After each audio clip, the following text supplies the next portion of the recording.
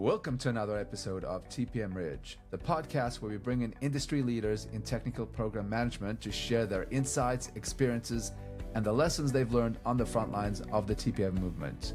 I'm your host, Doran Katz, and each week we dive in deep into the methodologies, mindsets, and tools that will empower you to drive excellence in technical program management. Whether you're new to TPM or looking to take your skills to the next level, this podcast is your go-to resource for transforming TPM principles into real-world success. Welcome back. We're here at the TPM Summit in the beautiful Mountain View. I'm Dylan Katz, and I've got with me Dylan Thomas. And, we're going to talk a bit about GitHub and about Tuckman's model. Dylan just finished talking today, so we'll get straight into it. So give a little bit of intro, tell us a little bit about yourself. Well, Dylan Thomas, I think if I go to the slide I presented, it said three things on it. It said tomato, because as you may understand, most American, not quite, weirdly not. It said maps, because my background as a geographer was sort of my entree to the technology that I'm enjoying today, sort of the software and automated maps, and here I am, so maps. And cycling, because I love biking, which has got nothing to do with anything, except I just need to know I love biking. But now I head up the TPM organization at GitHub. Fantastic. I love cycling too, and geography is a huge passion of mine as well. I have my minor in GIS and physical geography. My dad was a geographer. And BS in geography. I worked at Esri for a long time, a GIS software company. It's going around. It's good. I got a job there. I almost moved down there. My wife didn't like the area. Whereas, Really? Yeah. And these are how things turn. Yes, but here we are. Great. Well, fantastic. I know you gave a talk earlier on, basically on Tuckman's model. So tell us a little bit about this model. What is this? So it's a pretty simple model that describes organizational and team development. It's got four phases: forming, storming, norming, and performing. I think most people, when you hear that, are like, oh, it's that one. Tuckman came up with it in 1965 after doing a literature review and sort of distilling down what he felt like were phases that captured what it means for a team to come together. And so I don't even remember where I learned about it. It's been a while, but it's always spoken to me. Just the labels I find really, really helpful to call out how things are. It makes it okay to talk about a situation like we're storming. Maybe it sounds bad, but it sounds better than, oh my God, what's going on here? I think we're in that phase. So it's a model that I feel is pretty practical and applicable to the situations that I find myself in as a leader, and the TPMs on my team find useful, whether they call it that or not, they find it useful to identify where they're at. So yeah, it's just a practical model. So it normalizes basically the different phases as a team. For lack of a better word, I guess the maturity in terms of gelling together different phases to get to that, right? Yeah. And the other part, I think, is it just sort of came to me in terms of fractal. Someone was sort of saying, what about the scale? I'm like, oh, it's actually scale.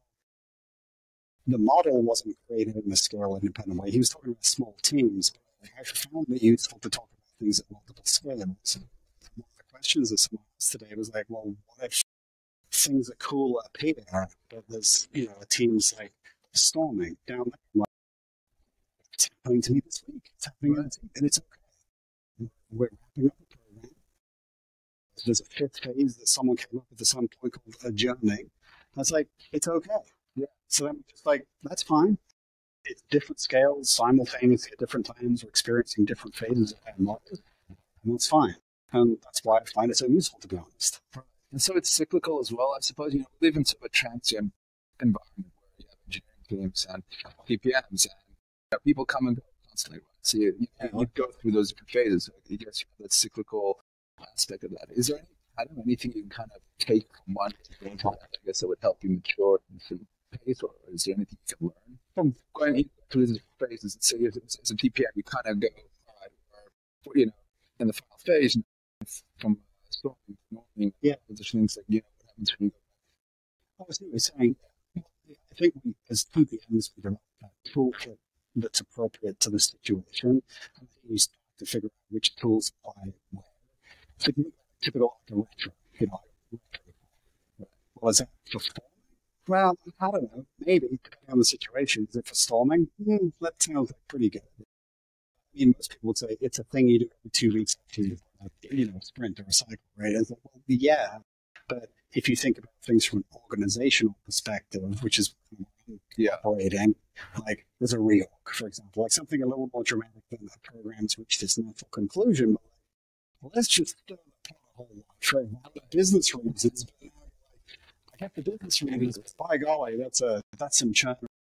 So what does a TPM do there? We come in and we provide that level, open-eyed, clear look. We sort of step back from it. We try and get away from the drama and the churn, and we just look at the situation for what it is. What are we trying to get done? Who's accountable for what? Do we agree on what needs to be done? Where do we have problems? And you just start working the problem. And I think in terms of which phase you're in, I think TPMs are actually really, really good navigating where a team is at. And again, because of this sort of scale independent thing or the scope of what a TPM deals with, I mean, maybe with a bit of a program that's like having a moment and another big chunk that's like, it's going fine. And so you pick the tool from our toolkit that seems appropriate. And again, I think there's nothing special about the tools. It's the stuff we all do, but you go grab the right one for the situation you're dealing with right there. But I do, again, sort of think that just being able to sort of call it what it is really helps you say, oh, okay, it's like your plumber. So we're going to leak into the sink. I'll grab the wrench. Yeah, no, absolutely, yeah. And it's interesting you mentioned this because in the previous podcast we're talking about different tools, processes, and things. Talking about the human side of things, right? Almost like a therapist or a psychologist. You kind of assess, not even from what they're saying, what they're not saying. Because you mentioned perspectives, right? So we want agile tools, and that's sort of an environment where people have to feel safe. They should be opening up in things and see what's working, what's not working, and that's a very evolutionary phase or stage.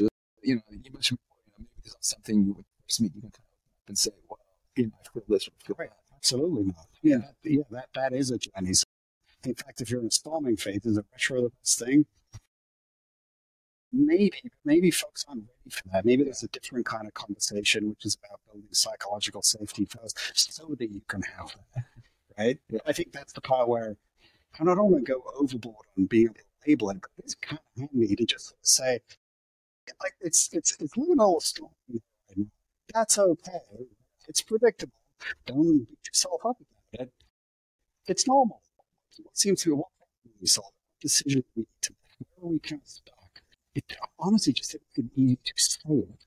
Yeah. So that you can apply the tool or work the therapy. Well, you're not leaving them up there. You answer some questions where you kind of like facilitate for them to be able to open up and kind of self. Yeah. For something, if they don't know how to do it, that's when TPMs work on magic. It's like the tool. It's the, like you said, it's the people. Absolutely, yeah. How are you? These tools. There's organization. How is that fair? It's a journey for you. They tend to be really contextual. That's kind of what the presentation was about. I was trying to just simply tell some stories because when I was chatting with folks afterwards about a lot of people resonates is very different. So, for example, I was chatting about how we came into being as a team because someone was asking a basic and helpful, question, like, how's it going on these, 24 or 25 things? And then there's the implicit unasked question, because I'm not sure I'm getting the whole story right now. And so, well, what do you do in that case? You're in this formation stage. Is there a recipe for that? Well, I mean, in some sense, you start asking questions, assessing the situation. Just, those powerful questions ask people: what goal are you having? What problem are you solving? Why now? And so we just ask those honestly. There's no magic. We just ask these simple questions to gain clarity. And then it's just the context within which you're asking that really leads you to the next step. So, for example, we a situation where TPMs, let me step back. I made this statement about a guiding principle to say, let's agree that GitHub programs are goals that are represented by wiggly boundaries around the org chart. In other words, we're aligned with goals first and organizations only by happy actor. That has consequences. That statement, right? That means we don't start TPMs at the team level. And in fact, we don't start TPMs organizationally, period. We just do it by the program. So why am I saying that? Because if you don't look at that as the thing that comes out from forming, what we even trying, why are we here? To the storm is like, but really, why are we here? What are we doing? And you get to the norming part, which is working your way through to principles that help you explain to everyone else how things are going to work. So when I go back to the context, I'm like, how do we do it? What are the tools, what are the lessons others can learn? It comes down to boiling it down to principles first, so that you eventually know that the destination is norming and performing. And that's the conversations I was having with folks after the meeting today, after the presentation, was saying, what's your situation? What first principles, what guiding principle do you need to use to get to the norming phase at the end? I don't know if I answered the question, I just said a lot there. The antibodies to fail. So we took us into the norming phase. Is it almost natural that it's almost like with kids, right? With kids, you kind of hate to see them fail, make mistakes, but you want to have that safe space so they can do it, so they can actually realize. And is that an inevitability? It's part of the. That's interesting. Yeah, that is interesting because the thing I was mentioning today was having trust in the TPMs that are closest to the work first. So if you go to okay, we're forming, things getting weird with storm, weird, predictably, difficult. How do you get to that better spot? Step one is listen to the people who are closest to the work. Trust the TPMs, understanding the situation, the skill set, and then try and kind of generalize to things that you may do to improve the situation. So it's really, again, I felt like Captain Obvious the entire time, because it does seem pretty obvious. It's just not easy. Yeah. It's the obvious. A lot of times the obvious stuff isn't as obvious when you're kind of the fog of war, development. It's almost like football analogy, where you kind of, for rugby, we kind of get all this plays to kind of come with this really interesting plays and angles, but sometimes they drop the ball when you throw the simplest things. They kind of look ahead and they kind of when it comes towards them. So you kind of have to sometimes take a step back and look at the landscape and kind of assess that. Yeah, I suppose to sort of really answer your question, that's something that trust is a responsibility, right? So, you sort of like as a leader sometimes, or even as a TPM, you're sort of like, okay, I can see where this is going. But you think, what's the blast radius? Like, how bad could it get? And if it's, everyone has their own threshold for when you need to step in and like course correct or whatever. But to be honest, that's the thing I was talking about at the end were the two questions to ask, which I found powerful kind of throughout any of those phases, which honestly have nothing to do with this model, right? It's just what problem are you trying to solve? And that's such a kind of annoying question because it's so good. It's if you're sort of in the things that what problem are you trying to solve? Why do you have to solve it now? Yeah. And it's like, geez, that's frustratingly good because it's an introspection, and then I feel like it helps get back to those guiding principles. Why do you say that? What generalization can we make? Is there a pattern we can pull out of there that we can then apply to other situations, which is what norming is? Yeah.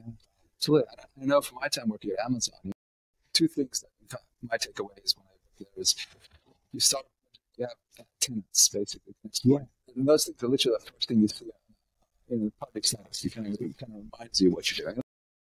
If you're setting a project, you also have FAQs, or root FAQs, to call them, because I like to go with this. Somebody. Am I getting the fist because that's what I call them too? Yeah. Right. The first two questions are root FAQs. They're kind of like very want. Yeah, and that's the part where I think it's rude FAQs that are. It's like permission to say it. I was literally, that's part of the presentation was like, it's the rudest possible thing someone's thinking. Just write it, and then write a reason. Just sit with it for a second, get over the emotion, write an answer to that, what you think the question is, and that actually gets you through a lot of the feels in the storming phase. Absolutely.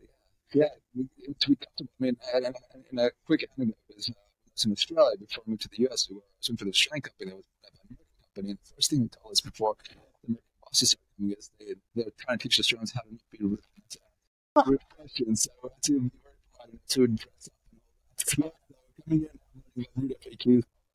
It's, you know what, I think that's really interesting actually, because there's this from the US, but I've been here for a really long time, so I feel like I'm a what the heck am I? A soft gooey in an exterior, so.